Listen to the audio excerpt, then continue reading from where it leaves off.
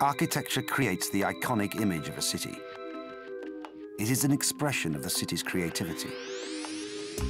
The physical environment we exist in shapes our whole experience of life, because the city is, in a sense, a sensory experience. So the physical environment is absolutely key to how a city's creativity can evolve.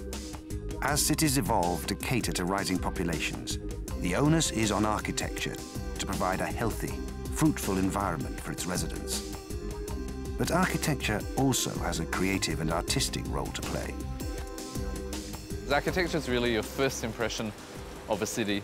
When people think about moving to a city, attracting talent, the physical environment, the way it looks, their experience when they maybe come for a week to see what it's like, is all played out in architecture. So I think it's one of the most vital elements in a creative city.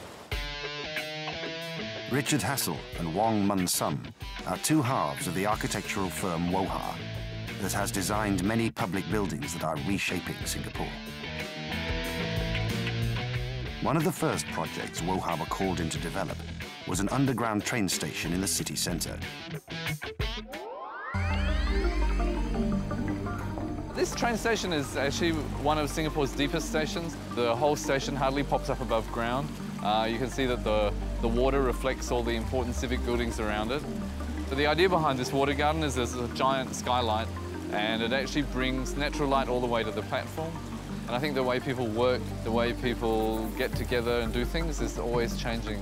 So architecture will mirror that.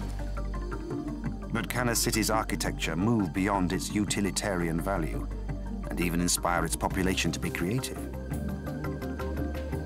You can't really plan creativity, but you can create the conditions within which it's possible for creativity to occur. That can be through the physical setting, the environment, the streets you create. In view of their track record with public institutions, Richard and Mun Sum were called on to design Singapore's first pre-tertiary arts school, SOTA. The School of the Arts is Singapore's bold vision to nurture the next generation of creative talent by providing a specialised arts education for students between the ages of 13 and 18. You're not alone in this. Open up. Work with each other. WOHA was given an unusual brief. They had to design a building that would inspire creativity, and it had to be built right in the heart of the city. The way we did it is by treating it like a club sandwich, really, where we do have many layers, all stacked together, and each layer feels like as if it's on the ground. It took 4 years and every trick in the architectural manual to build this unique school that defied standard models of educational institutions. This tree is about 100 years old. Right from day one when we started designing this, we wanted to keep this tree.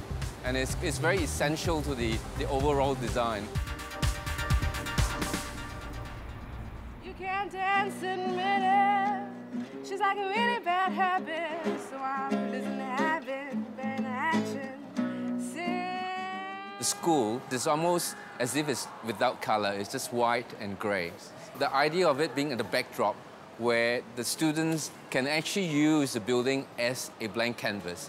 And I think there's no stopping what the students can do to the building. The design of the school also takes into consideration its setting, right in the heart of a dense, tropical, urban environment. You can see the building is actually shaped in such a way that the wind is going to hit this surface, and then it's going to be drawn down to the 5th story open area and pull all the wind right through these 2 classroom blocks, creating a good wind funnel so that all the classrooms will be naturally ventilated. We are on the roof terrace of SOTA, and you can see the kids are coming out to play. And this is the recreational field for SOTA. And as you can see, we are actually in the city. You can see buildings all around us. WOHA may have tackled the challenges of infrastructure, but the true measure of success is what happens inside SOTA's physical shell. And 2, and 3, and 4. 1, With practicing artists in its faculty, the school is one of a kind in the region, giving equal priority to academics and the arts. But for students migrating from traditional teaching methods, it can be a steep learning curve. In the first few months, they were really trying to feel the ground. Of course, coming up from the primary school mentality, they always have this notion of what is right and what is wrong. Along the way, as the semester progressed, they gradually learned that there isn't so clearly a distinction between right and wrong. So, there's this grey area in art that they are actually exploring. The education the students receive in these hallways is designed not just to make them artists, but creative individuals who contribute to society. Nearly there, and some use of dimension. After which, don't rush immediately. The passages.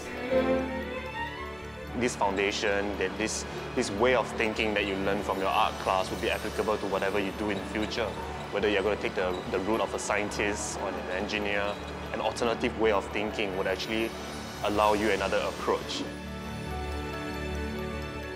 Part of the Creative City idea is really an empowerment process. It's about giving people the potential to really express themselves with the best of what they've got. The School of the Arts is laying the foundation for a new generation of skilled workforce. And architecture is playing a crucial part in developing the environment of a creative city.